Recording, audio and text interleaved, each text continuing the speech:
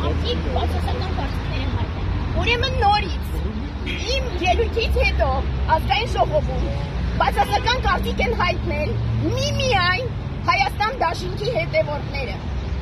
Ժողովրդի ստվար զանգվածը խիստ դրական կարծիք է հայտնել այդ ամենի մասին եւ այդ բազում անթիվ նամակներ, որ մենք ստանում ենք, հենց դրա վկաներն են։ Եվ նորից ու նորից այդ ամբողջը ապացույց է, որ ժողովուրդը ամբողջությամբ դեմ լինելով Նիկոլի հանցավոր ռեժիմին ակնկալում է, որ դաշտից դուրս գան նախկին նախագահները։ Ուժերը թող մնան, ես նորից կրկնում եմ, փայլուն մարդիկ կան այդ բոլոր ուժերում, եւ Հայաստան դաշինքում, եւ պատիվում նեմում, եւ մի շարք փոքր կուսակցություններում, որոնք առկա են, բազում ուժեր կան,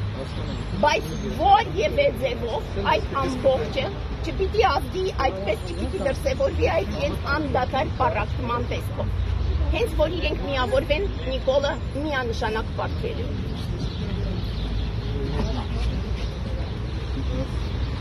Տիկին Մանանդյան կներեք, մենք հրապարակորաթեր, մենք քիչ ուշ միացեք, խնդրեմ մի քանի բառով ներկայացեք, հա,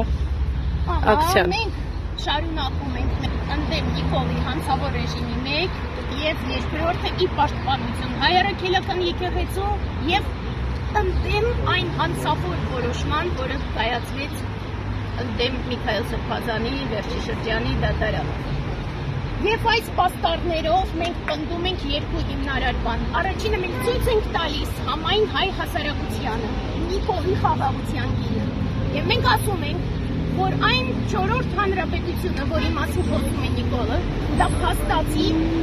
Հայաստանն է Ադրբեջանի կազմում։ Եվ դրա համար մենք ցույց ենք տալիս մարդկանց Նիկոլի խաղաղության գինը։ Դա առանց Արցախ, առանց Արարատ, առանց Հայաստանի Հանրապետության, առանց Էջմիածնի եւ բանտարկված սրբազաններով Հայաստանը։ Սա է Նիկոլի խաղաղության գինը։ Եվ դրա համար մենք մարդկանց բոլորին նորից եւ նորից հարց ենք տալիս։ Որն է պատվի այն կարմիր գիծը, որից հետո մարդ կարող է անվանվել մարդ ընդհանրապես եւ հայ իր հետ։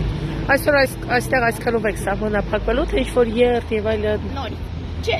մենք երբևիցե ոչ քանակի խնդիր ենք դրել, ոչ ինչ-որ հոծ բազմությունների եւ այլն։ Մենք որակ ենք ցույց տալիս։ Ես այլ հարց եի տալի, այսքանով ավարտում։ Մի ժամ նստածից ենք